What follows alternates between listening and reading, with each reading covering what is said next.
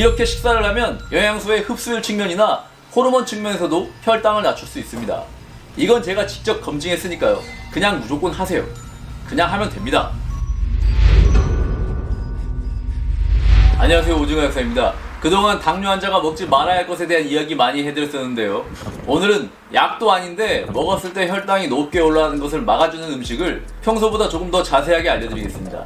오늘은 3가지 알려드릴 것이고요. 이 3가지를 어떻게 조합하느냐에 따라서도 혈당을 낮추는 효과를 더 업그레이드 할 수도 있습니다.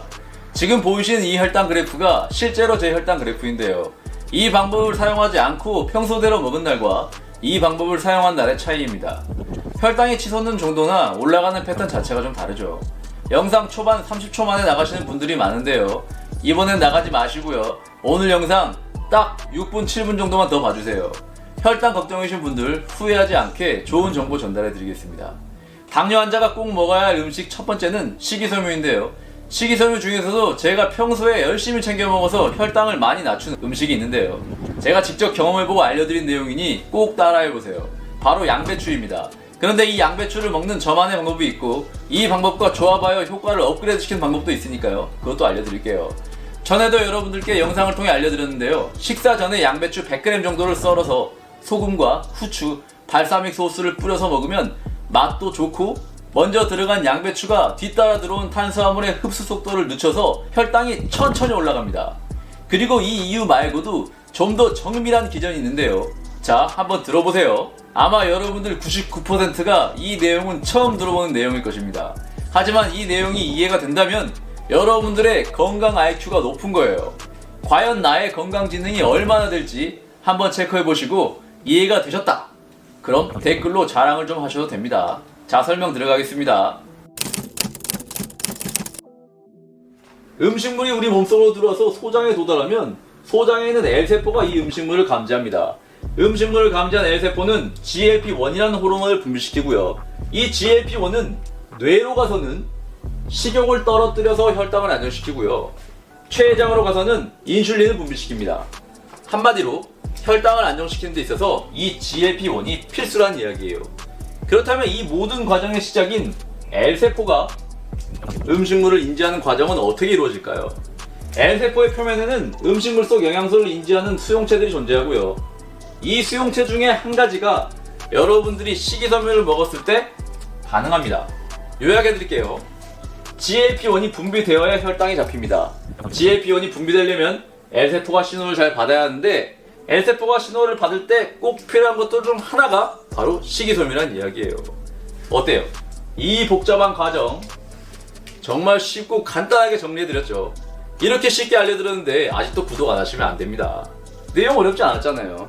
내용이 괜찮았다면 좋아요를 한번 눌러주세요. 좋아요 비율을 보고 제가 앞으로 영상을 만들 때 난이도를 좀 참조하도록 하겠습니다. 그리고 만약 내용이 좀 어려우셨더라도 이 다음에 나올 내용들은 거의 간단한 팁 위주로 나올 테니까요. 조금만 집중하시고 끝까지 잘 봐주세요. 그럼 다시 책상에 앉겠습니다. 제가 양배추 100g을 먹는다고 했는데 100g은 정해진 수치는 아니고요. 저의 경우 100g 정도 먹었을 때 어느 정도의 충분한 포만감을 느낄 수 있었고요. 자극적이지 않고 이런 단조로운 음식을 먹었을 때 좀 지루하잖아요. 그 지루함을 견딜 수 있는 최적의 용량이 저는 100g이었어요. 이건 각자 드셔보시면서 결정하시면 될 것 같습니다. 이렇게 식전에 미리 먹으면 양배추를 먹은 만큼 배도 부릅니다. 뒤따라 들어오는 밥의 양을 줄이면 더 좋겠지만 굳이 식사량을 줄이지 않더라도 배는 배대로 부르면서도 혈당은 높이 올라가지 않게 조절할 수 있습니다. 양배추는 이런 식이섬유적인 효과뿐 아니라 그 자체가 비타민 U라는 위장 건강에 도움이 되는 성분이 풍부하게 함유되어 있습니다. 위장 기능이 안 좋으신 분들은 카베진이라고 영양제로 먹죠. 이렇게 평소에 챙겨 드시면 약으로 먹을 필요도 없고 약에 들어있지 않은 글루코시놀레이트 같은 십자가 식물들을 먹으면서 얻을 수 있는 각종 항산화 효과까지 온전히 얻을 수 있으니 양배추 세척만 잘 하시고 식사 전에 꼭 드셔보세요. 두 번째는 단백질인데요. 우리 몸에서 포도당을 저장하는 가장 큰 기관이 어딘지 아십니까? 바로 근육입니다. 근육이 발달해서 혈중에 있는 포도당을 더 잘 저장할 수 있다면 혈당 관리에도 큰 도움이 되는 것은 다 아시는 내용일 것입니다. 하지만 어떤 근육이 가장 혈당에 도움이 되는지 그것도 아시는 분 계신가요? 이거 모르시는 분들 많은데요. 근육이 크면 클수록 포도당을 저장하는 창고가 큽니다. 상체, 2두, 3두, 가슴 이런 근육보다도요. 엉덩이나 허벅지, 하체 쪽 근육이 혈당 관리에 있어서는 더 좋은 근육입니다. 같은 시간 운동을 한다면 여러분들은 하체 운동을 더 열심히 하셔야겠죠. 점심 식사하시고 30분 정도 있다가 스쿼트, 앉았다 일어났다 좀 적극적으로 하세요. 여러분들이 운동을 할 때 근육이 수축되면서 근육에서는 인터루킨 6라는 사이토카인이 분비되는데요. 이 인터루킨 6가 하는 역할이 또 소장에서 아까 말씀드렸던 GLP-1을 또 분비시킵니다. 혈당 낮아지는 데 도움이 되겠죠. 그리고 또 근육을 수축시키는 운동을 하면 인슐린의 도움이 없이도 근육으로 들어가는 포도당의 통로가 열립니다. 인슐린이 필요 없이 혈중의 당을 근육에 가져다 저장시키니 췌장에 가해지는 부담도 줄어들겠죠. 그래서 제가 지난 시간에 당뇨 에피소드 2편 당뇨 4가지만 알면 된다 해서 무산소 근력 운동을 말씀드렸는데 오늘은 좀 더 자세하게 설명을 해드렸습니다. 일단 근력 운동에서 근육을 키워야겠다는 것, 이 정도면 저한테 충분히 설득 당하셨죠. 그럼 근육량을 늘리시려면 무엇을 먹는 것이 도움이 될까요? 단백질이죠. 보디빌딩 선수들도 근육 키울 때 단백질 먹잖아요. 혈당이 걱정되는 사람들도 단백질 섭취량을 늘려서 근육량을 늘리시는 것이 맞습니다. 그런다고 닭가슴살 팍팍한 거 매일 드실 수는 없어요. 그래서 제가 먹는 단백질은 달걀과 두부입니다. 두부는 단백질 함량도 높고 접근성이나 지속성 측면에서도 두부만한 단백질 공급원이 없습니다. 생으로 먹어도 맛있고 간장을 뿌려 먹어도 맛있고 으깨 먹어도 맛있고 집안 마트에서 언제든지 사고 싶으면 살 수 있고 보관도 여유롭게 할 수 있으니 두부 많이 챙겨 드시는 것 잊지 마세요. 세 번째로 당뇨 환자가 꼭 알아야 할 음식은 지방입니다. 이 그래프는 탄수화물, 지방, 단백질을 섭취하고 나서 몸에서 상승하는 혈당을 나타낸 그래프입니다. 초록색 훅 올라온 것이 탄수화물이고요. 파란색으로 천천히 올라간 것이 단백질입니다. 그리고 거의 혈당 상승에 미치는 영향이 없다 싶은 것이 바로 지방입니다. 지방은 우리 몸에서 사용하는 가장 거대한 에너지원이지만 혈당을 높이지 않습니다. 그리고 단순히 혈당을 높이지 않는 것을 떠나 탄수화물 속 혈당 상승을 억제하는 효과까지 있습니다. 지방 중에서도 올리브유와 혈당에 관한 연구들이 많은데요. 제2형 당뇨의 위험을 올리브유가 16%나 낮출 수 있다는 연구도 있습니다. 이 연구 이외에도 많습니다. 여러분들 레스토랑 가시면 식전에 나오는 빵을 올리브유에 콕 찍어서 먹는 거 아시죠?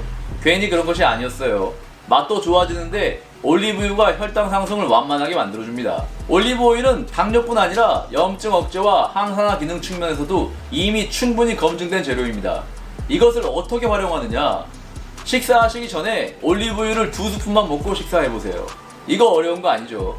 식이섬유와 마찬가지로 먼저 들어간 지방이 탄수화물의 흡수 속도에 영향을 주어 혈당이 덜 올라갑니다.